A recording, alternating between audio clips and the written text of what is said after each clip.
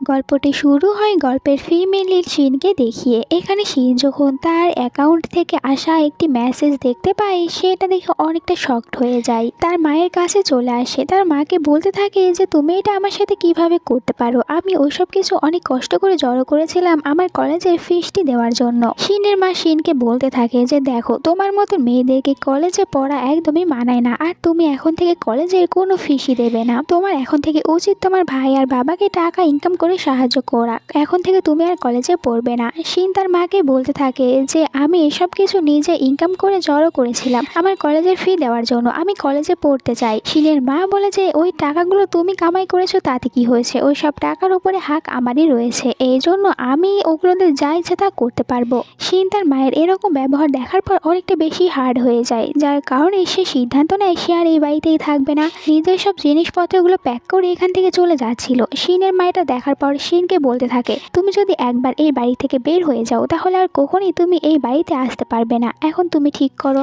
এরপরেও শিন বাড়ি থেকে বের হয়ে আসে। সে রাস্তায় এসে দাঁড়িয়েছিল কারণ সে জানে না সে এখন কোথায় যাবে। এরপরে আমরা কারের ভিতরে একটি ছেলেকে দেখতে পাই, এই ছেলেটির নাম ছিল চ্যান। এরপরে চ্যান এখানে শিনের কাছে চলে আসে। শিন তো তাকে দেখে অনেক ভয় পেয়ে যায় আর বলে তুমি হঠাৎ করে আমার কাছে কেন আসলে। চ্যান বলে আমি তোমার অবস্থা দেখে বুঝতে পেরেছি তোমার টাকার খুবই প্রয়োজন রয়েছে, তাই না? তো এখানে শিন বলে যে আমার টাকার প্রয়োজন রয়েছে, কিন্তু এটা আমি তোমাকে কেনই বা বলবো, তুমি কি আমাকে টাকা দিয়ে সাহায্য করবে? চ্যান বলে আমি তোমাকে সাহায্য করতেই পারি, কিন্তু এর জন্য আমার হয়ে তোমাকে একটি কাজ করে দিতে হবে, তুমি যদি এটা করে দাও তাহলে অনেক টাকা পাবে। শিন তার কাজটি করে দিতে রাজি হয়ে যায়। চ্যান শিনকে একটি হোটেল রুমে নিয়ে আসে আর যেখানে কিনা একটি এরকম ডেট ছিল। এটা দেখার পর এখানে শিন ভাবতে থাকে যে আমাকে যা ইচ্ছা করতে হয় আমি করব, কিন্তু এরপরেও আমার কলেজের ফি জমা দেওয়ার জন্য আমি এই সব কিছু করতে রাজি আছি। এরপরে চ্যান এই গল্পের মেন লিড যার নাম ছিল ইয়ান তাকে ড্রাঙ্ক অবস্থায় নিয়ে আসছিল আর মনে মনে বলছিল যে আমাকে ক্ষমা করে দিবেন, আমি ওই মেয়েটিকে চিনি না, শুধুমাত্র আপনার জন্য এখানে নিয়ে এসেছি। এই বলে তাকে রুমের ভিতরে ধাক্কা দিয়ে পাঠিয়ে দেয়। ইয়ান তো এখানে রুমের ভিতরে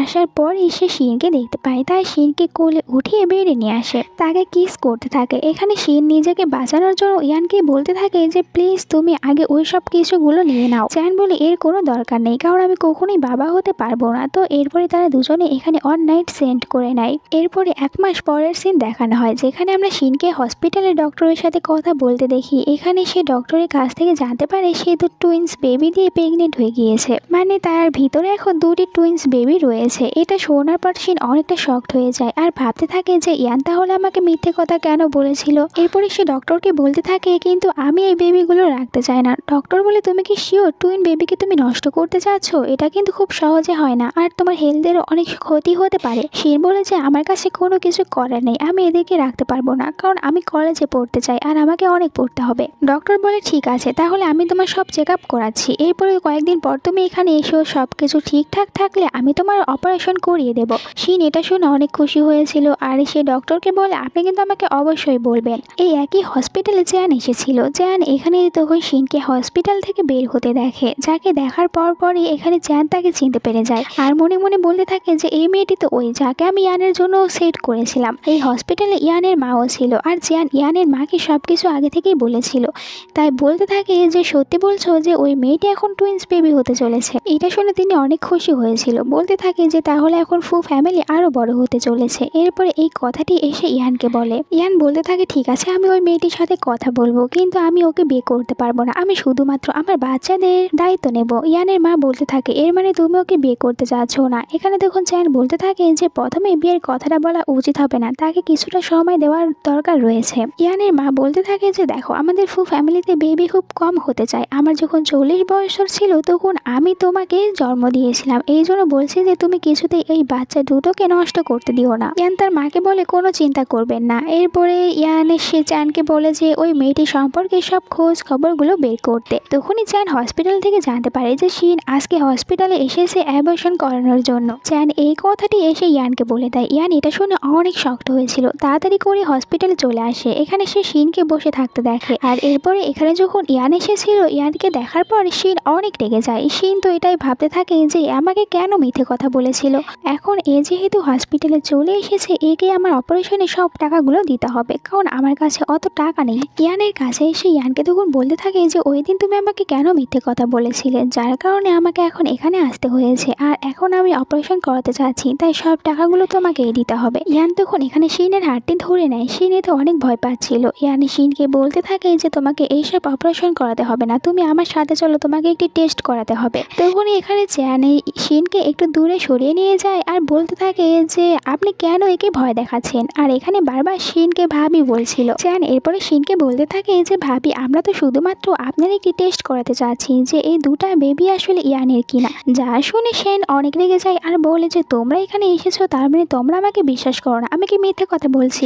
আর তুমি আমাকে বারবার ভাবি বা কেন বলছো? চ্যান বলে যে ও আপনি তো আমার ভাবি হতে যাবেন তাই বলছি। চ্যান বলে আপনি প্লিজ আমাদেরকে ভুল বুঝবেন না, এখানে আমরা আপনাদেরকে সাহায্যই করতে এসেছি। আসলে আমাদের ফ্যামিলিতে বেবি খুব কম আসে, এই জন্য আমরা চাই না যে আপনি এই বেবিগুলো নষ্ট করে দিন। এখানে তো শিন এটা শুনে অনেকটা শক্ট হয়ে যায় আর বলে তোমরা চাচ্ছ যে আমি এই বেবিটি রাখি? ইয়ান বলে যে হ্যাঁ, আমি চাই তুমি এই বেবিগুলো রাখো আর আমি এই বেবির দায়িত্ব নিতে রাজি আছি। শিন বলে আমি এই বেবিগুলো রাখতে পারবো না, কারণ আমাকে কলেজে যেতে হবে আর আমি এদেরকে নিয়ে যখন কলেজে পড়াশোনা করবো তখন একদমই ভালো করে পড়তে পারবো না, আমাকে অনেক ডিস্টার্ব করবে। ইয়ান বলে তোমাকে এইসব নিয়ে কোনো চিন্তা করতে হবে না, তুমি শুধুমাত্র এদেরকে জন্ম দেবে আর এরপরে আমি তোমার পড়াশোনার সব খরচ নেব, তুমি শান্তিতে কলেজে গিয়ে পড়াশোনাও করতে পারে, তোমার কোনো প্রবলেম হবে না। শিন এরপরও রাজি হচ্ছিল না। এখানে চ্যান আর ইয়ান তারা দুজনেই শিনকে অনেক বোঝাতে থাকে আর এত সব কিছু শোনার পরে শিন ভাবতে থাকে যে ইয়ানকে সত্যিই বলছে সে আমার পড়াশোনার দায়িত্ব নেবে, আমাকে শান্তিতে কলেজ করতে দেবে, তাহলে তো আমার ভালোই হবে। আর এমনিতেও আমার এইসব বেবিরা তো কোনো পাপ করেনি, তাহলে কেনই বা তারা পৃথিবীতে আসবে না, পৃথিবীর আলো তাদের দেখা উচিত। এই কারণে অনেক কিছু চিন্তা ভাবনা করার পরে ফাইনালি ইয়ানকে বলেই দেয় ঠিক আছে, আমি এই বেবিগুলো রাখতে রাজি আছি। একটু পরে এখানে ডক্টর চলে আসে। ডক্টর ইয়ানকে বলে এই বেবিগুলো সব কিছু আপনার সাথে একদম 99% মিলে গিয়েছে, তাই আপনি চিন্তিত হওয়ার কোনো দরকার নেই, এই বেবিগুলো আপনারই। যা শুনে এখানে চ্যান তো অনেক খুশি হয়ে গিয়েছিল। এরপরে ইয়ান তার সাথে করে শিনকে তার বাড়িতে নিয়ে যাচ্ছিল। শিন যখন কারের ভিতরে ছিল তখন সে তার মোবাইল দিয়ে ইয়ানের বিষয়ে খোঁজ করতে থাকে আর সে জানতে পারে যে ইয়ান হচ্ছে এই শহরের সব থেকে ধনী ব্যক্তি, তার কোম্পানির অনেকটা বেশি পপুলার। এরপরে তো সে ইয়ানের বাড়িতেও চলে আসে আর নিজের চোখের সামনে ইয়ানের এত বড় একটি বাড়ি দেখে সে অনেক অবাক হয়ে যায় আর বিশ্বাসই করে নেয়। এরপরে ভিতরে আসার পর ইয়ান সকল মেয়েদেরকে বলছিল যে আজ থেকে তোমরা একে ম্যাম বলে ডাকবে। শিন এদেরকে বলতে থাকে যে আমাকে ম্যাম বলার কোনো দরকার নেই, কিন্তু ইয়ান বলে যে তুমি কোনো চিন্তা করো না, এখন থেকে সব দেখাশোনা করবে এরা আর তুমি শান্তিতে শুধু তোমার পড়াশোনাই চালিয়ে যাবে। এরপরে ইয়ানের মা অনেক খুশি হয়ে গিয়েছিল যে ইয়ান শিনকে এই বাড়িতে নিয়ে এসেছে, এই জন্য ইয়ানের সাথে কথা বলছিল যে তোমার উচিত ওর অনেক বেশি কেয়ার করা। আর তুমি কি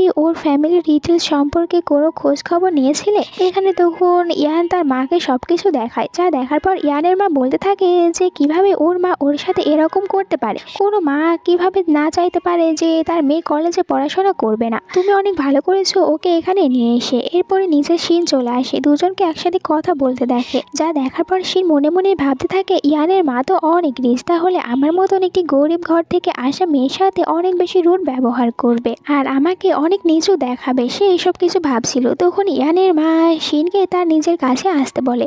শিনকে বলতে থাকে তুমি আমাকে একদমই অন্য সব শাশুড়ি মাদের মতন ভেবো না, আমি কিন্তু তোমাকে অনেক ভালোবাসবো আর তোমার অনেক যত্ন করব, তুমি এখানে নিশ্চিন্তে থাকতে পারো, এখন তোমার শরীরের অবস্থা ভালো না, এই কারণে ইয়ান তোমাকে এখানে নিয়ে এসেছে, তাই তুমি কোনো ভয় পেও না, আমি তোমার অনেক যত্ন করব। এইসব শোনার পর শিন ভাবতে থাকে যে আমি এনাকে যেরকম ভেবেছিলাম ইনি সেরকম একদমই না, ইনি অনেক ভালো, আমার মায়ের থেকেও ভালো, যেখানে আমার মা তো আমার একদমই খেয়াল রাখে না। এরপরে ইয়ান আর ইয়ানের মা শিনকে নিয়ে চলে আসে শপিং করাতে। শিনকে অনেক সুন্দর ড্রেস কিনে দেয় আর শিনকে তো অনেকগুলো জুয়েলারিও কিনে দিচ্ছিল। এরপরে ইয়ান নিজে থেকে চলে আসে শিনকে তার কলেজ ইন্টারাপ্ট করার জন্য। শিন যখন ভিতরে তার কলেজে এসে বসে তখন এখানে তার পাশে জিন নামের একটি ছেলে এসে বসেছিল। শিন আর জিন দুজনে অনেক গল্প করছিল, যা দেখে অ্যানা নামের একটি মেয়ে অনেকটা বেশি জেলাস হচ্ছিল আর তার ফ্রেন্ডরা বলতে থাকে যে আজকাল শিনকে দেখে কিছুটা অন্যরকমই লাগছে, দেখো না তার কাছে নতুন ব্যাগ এসেছে, নতুন ফোন এসেছে, কিন্তু আমরা যতদূর জানি তার কাছে এইসব কিছু আসার কথা নয় আর এইসব কিছুর দামও কিন্তু অনেক বেশি, তাহলে সে কি এই অন্য কারোর সাথে গিয়েছিল? আর সে তো কয়েকদিন ধরে ভালোভাবে আমাদের সাথে কথাও বলছে না আর এখন দেখো আবার জিনের সাথে বসে কথা বলছে, দেখে তো মনে হচ্ছে কোনো ওল্ড ম্যানের সাথে গিয়েছিল, নয়তো ওর কাছে এত দামি দামি জিনিস আর এত টাকা কোথা থেকে আসবে। সবাই এখানে শিনকে নিয়ে অনেক বেশি কথা বলছিল, কারণ এরা সবাই শিনকে হিংসা করতো, বিশেষ করে অ্যানা নামের এই মেয়েটি। কলেজ শেষে যখন শিন তার রুমে এসেছিল তখন অ্যানা আর তার ফ্রেন্ডরা চলে আসে, শিনকে অনেক বুলিং করতে থাকে, শিনকে বলতে থাকে যে তুমি এসব কিছু কোথা থেকে পেয়েছো? আর আজকে তোমাকে দেখলাম জিনের সাথে অনেক বেশি গল্প করছিলে, আমি তোমাকে বলে দিই জিনের কাছ থেকে দূরে থাকবে। শিন এদেরকে কোনো কিছুই বলতে পারে না। এরপরে শিন বাইরে এসে দেখতে পায় ইয়ান তাকে নেওয়ার জন্য চলে এসেছে, তাই সে আবারও গাড়ির ভিতরে বসে পড়ে। আর ইয়ান ভাবতে থাকে যে এই মেয়েটি আমার কাছ থেকে এত দূরে দূরে কেন বসে আছে, এই জন্য বলতে থাকে যে ঠিকভাবে বসে পড়ো। শিন অনেকটা বেশি চুপচাপ হয়েছিল, আর পরে যখন সে নিজের রুমে চলে আসে তখন অনেকটা বেশি আপসেট হয়ে যায়, প্রচুর কান্না করতে থাকে যে সে এখন কি করবে।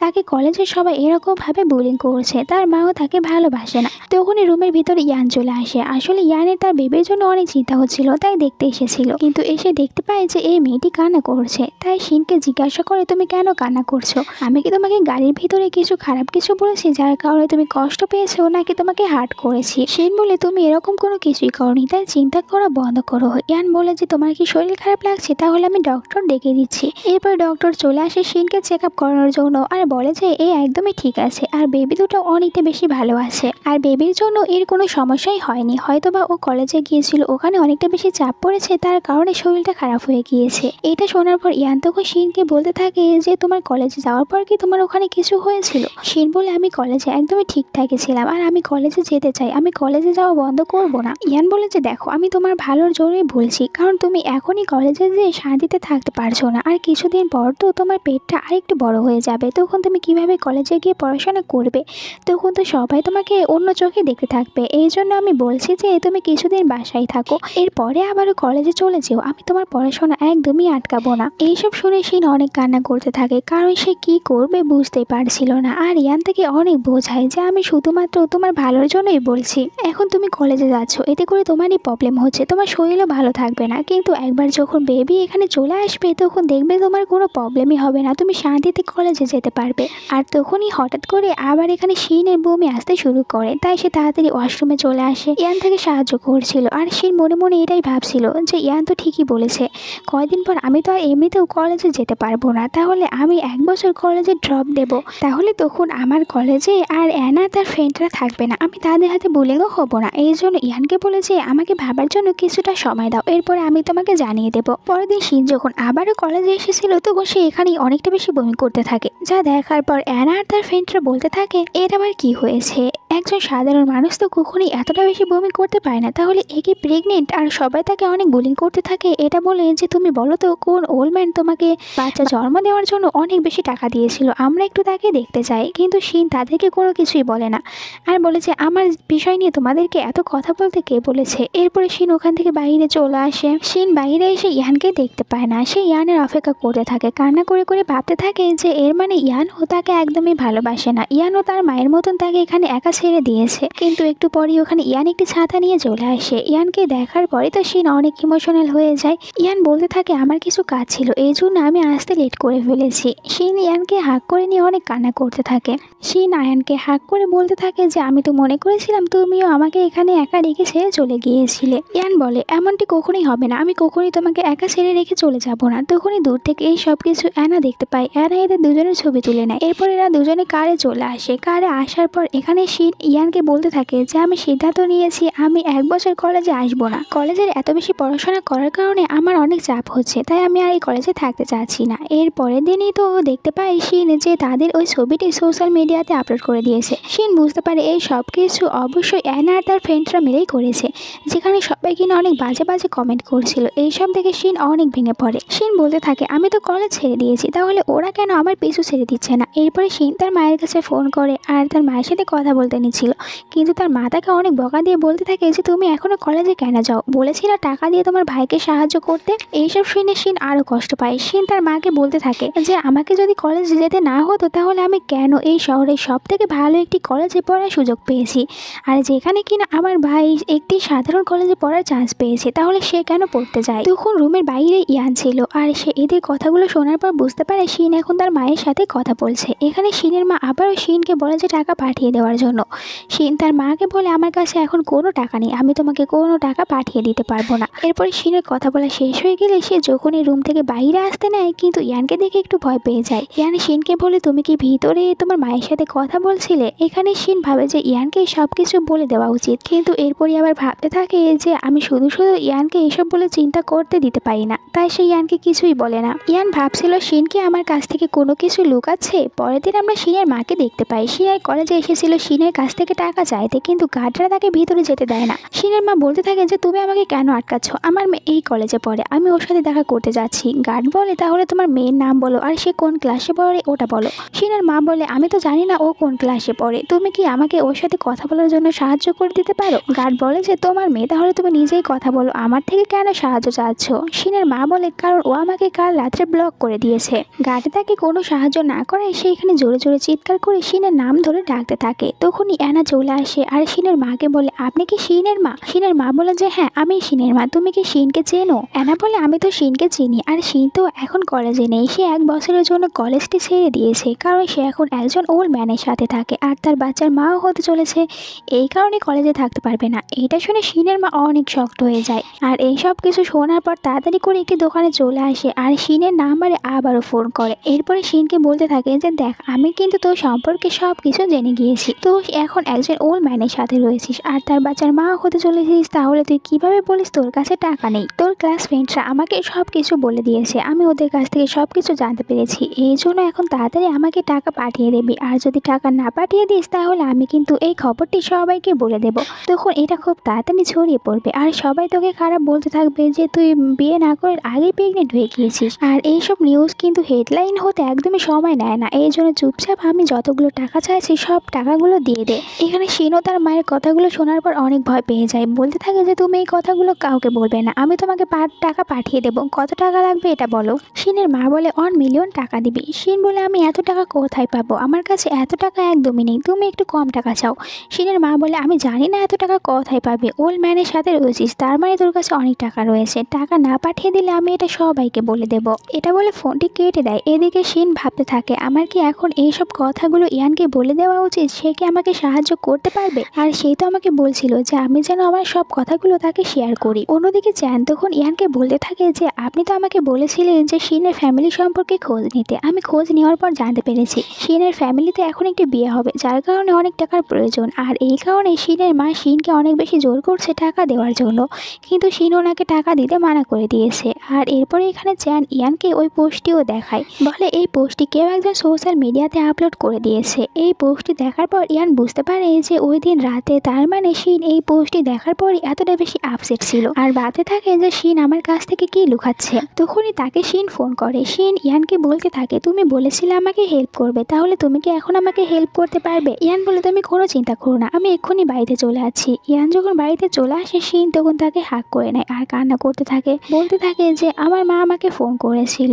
সে ওই নিউজটি দেখতে পেরেছে আর বলেছে আমি যদি তাকে টাকা না দিই তাহলে আমার রিপুটেশন খারাপ করে দেবে, তখন আমি আর বাইরে বেরিয়ে হতে পারবো না, আমার মা আমার কাছ থেকে 1 মিলিয়ন টাকা চেয়েছে।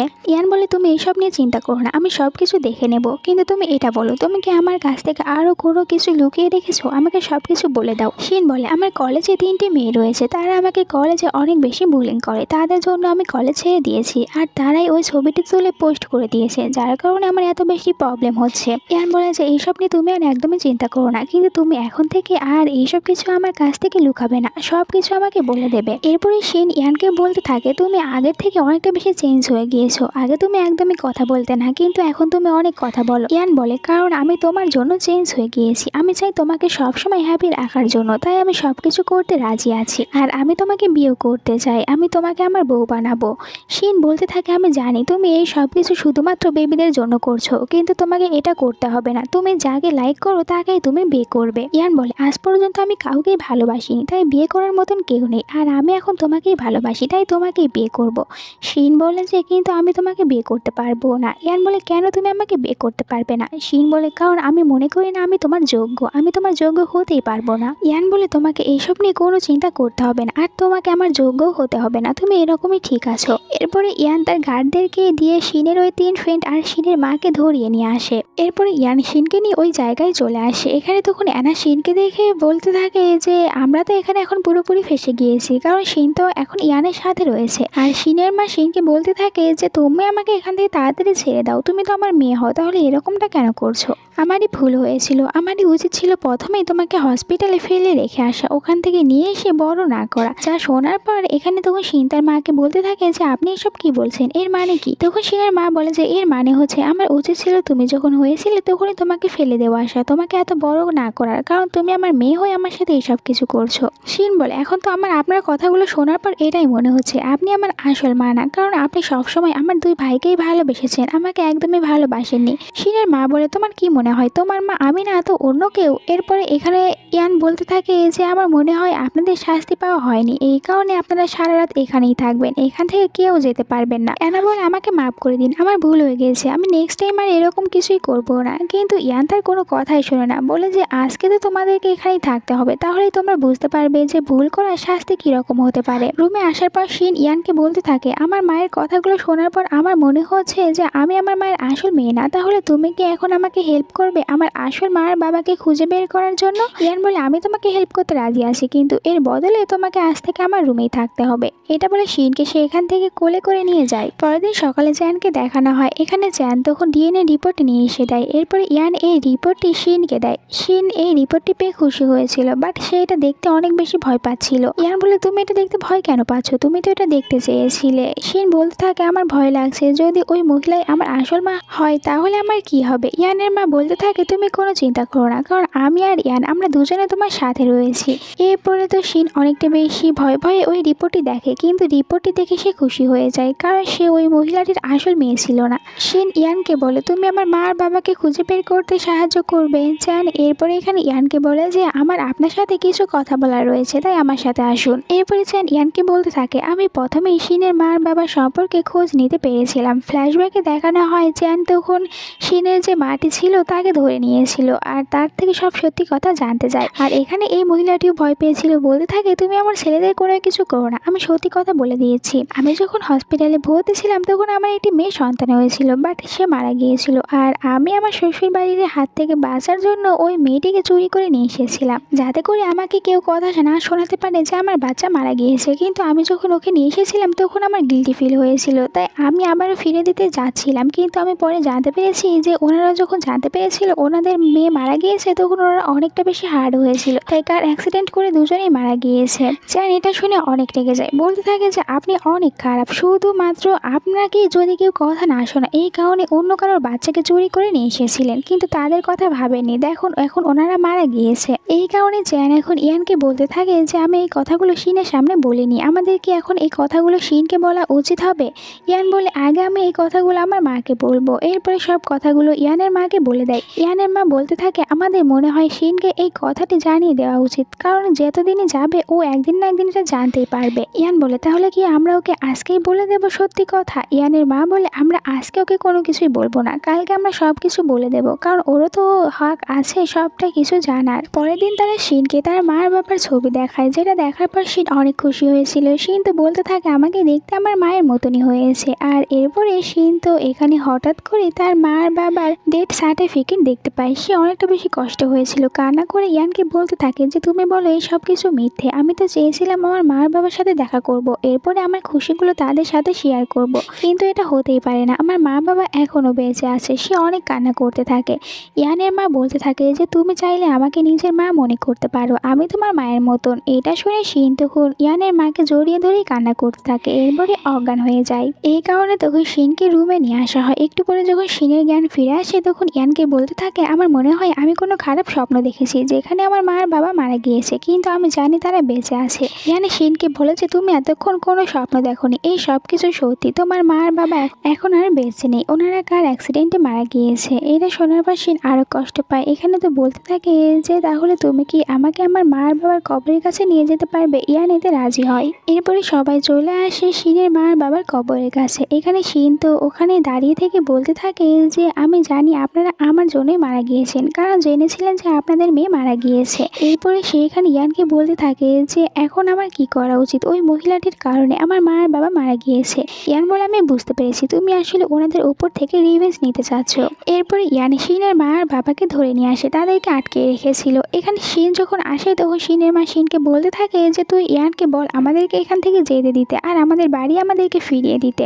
ইয়ানের বাবা ইয়ানকে বলতে থাকে যে তুই আমাদের মেয়ে হোস আর আমাদের সাথে এমনটি কিভাবে করতে পারিস, আমরা তো তোকে এতদিন ধরে বড় করেছিলাম। এখানে ইয়ান তার বাবাকে বলে যে আমি আপনার আসল মেয়ে না। শিনের বাবা বলে যে তুই এইসব কি বলছিস, আমরা তোকে কত যত্ন দিয়ে বড় করেছি। শিন বলতে থাকে হ্যাঁ দেখেছি, আপনারা যেই সব খাবারগুলো খেতেন ওই সব বেঁচে গেলে আমাকে খেতে দিতেন আর আমাকে রান্নাঘরে ঘুমাতে দিতেন। সব সময় আমার দুই ভাইকেই ভালোবাসতেন, আমাকে না, আমি আপনার আসল মেয়েই না। শিনের বাবা কিছু বুঝতেই পারে না, বলে যে আমি এসব জানতামই না। শিন বলে যে মনে হয় এই নিয়ে আপনাকে কোনো কিছুই বলেনি, তাহলে আমি সব সত্যি কথাগুলো বলে দিচ্ছি। আপনার যখন মেয়ে হয়েছিল তখন ওই মেয়েটি মারা গিয়েছিল আর আপনার ওয়াইফ তখন আপনাদের কাছ থেকে বকা খাওয়ার ভয়ে আমাকে অন্য কারোর কাছ থেকে চুরি করে নিয়ে এসেছিল, যার কারণে আমার মা আর বাবা মারা গিয়েছে। এই সব কিছু জানার পর শিনের বাবা এখানে শিনের মাকে অনেক বেশি বকা দিতে থাকে আর অনেক মারধর করতে থাকে যে এতদিন তাহলে আমরা অন্য কারোর মেয়েকে বড় করে তুলেছিলাম। আর শিন তো এখানে এদেরকে বলতে থাকে যে আপনাদের কারণে আমি আমার মায়ের সাথে দেখাও করতে পারিনি, তারা দুজনে অনেকটা বেশি কষ্ট পেয়ে কার অ্যাক্সিডেন্টে মারা গিয়েছে, তাই এখন আপনাদেরকে এর শাস্তি পেতে হবে। এই পরের সিনে আমরা দেখতে পাই শিন ইয়ানকে বলছিল তুমি আমাকে বলেছিলে আমাকে টিউশন দেওয়ার জন্য একজন টিচার রাখবে, তাহলে তুমি আমাকে ফু কোম্পানিতে কেন নিয়ে এসেছো? ইয়ান বলে যে তোমার টিচার তো ফু কোম্পানির ভিতরেই রয়েছে। এরপরে ইয়ান শিনকে নিজের কেবিনে নিয়ে আসে আর শিনকে বলে আজ থেকে তুমি এখানেই তোমার স্টাডি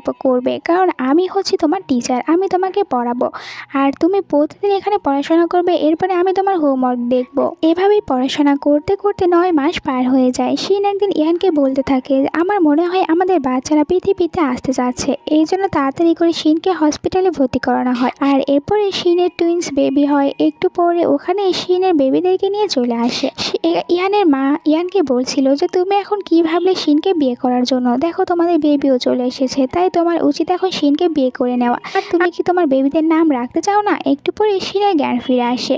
শিন তার বেবিদের কথা বলছিল, এখানে ইয়ানের মা বলে বেবিরা এখন ঘুমাচ্ছে। ইয়ান এখানে শিনের হাতে তখন নামের লিস্ট ধরিয়ে দেয় আর বলে তুমি বেবিদের নাম সিলেক্ট করো, আমি এখান থেকেই নাম রাখবো। শিন বলতে থাকে যে তুমি কি আর কিছুদিন আমাকে ফু ফ্যামিলিতে থাকতে দেবে? বাচ্চারা যখন বড় হয়ে যাবে তখন আমি এখান থেকে চলে যাব। ইয়ান বলে তুমি এসব কি বলছো, তোমাকে কোথাও যেতে হবে না, আর তুমি তো আমার বেবিদের মা, এর উপর থেকে তুমি হচ্ছে আমার ওয়াইফ, আমি তোমাকে বিয়ে করব, এই জন্য আমরা দুজনে একসাথেই থাকবো, কোথাও যেতে হবে না। এইসব শোনার পরে শিন বুঝতে পারে যে ইয়ান তাকে সত্যিই লাইক করে আর ইয়ান এইসব একদমই মিথ্যে কথা বলছে না। এই পরের সিনে ইয়ান শিনকে নিয়ে একটি পার্টিতে এসেছিল। শিন যখন এখানে একা ছিল তখন তার কাছে কিম নামের একটি মেয়ে আসে। এই মেয়েটি এখানে শিনকে নিচু দেখাতে থাকে আর শিনকে বলতে থাকে তুমি তো একটি গরিব ঘরের মেয়ে, তাহলে তোমার কিভাবে ইয়ানের সাথে দেখা হয়েছিল? কারণ ইয়ান তো অনেক রিচ আর তার পিছনে অনেক মেয়েরাই পড়ে আছে তাকে বিয়ে করার জন্য, তাহলে তোমরা প্রথম দেখা কোথায় করেছিলে আর তুমি কিভাবে বা ইয়ানকে বিয়ে করতে পারলে? শিন এখানে কোনো কিছুই বলতে পারছিল না। তখন ইয়ান চলে আসে। ইয়ান কিমকে বলতে থাকে যে এইটা হচ্ছে আমাদের দুজনের পার্সোনাল বিষয়, তাই এই বিষয়ের ভিতরে তোমার না ঢোকাটাই বেটার, আমি এসব কিছু তোমাকে কেনই বা বলতে যাব।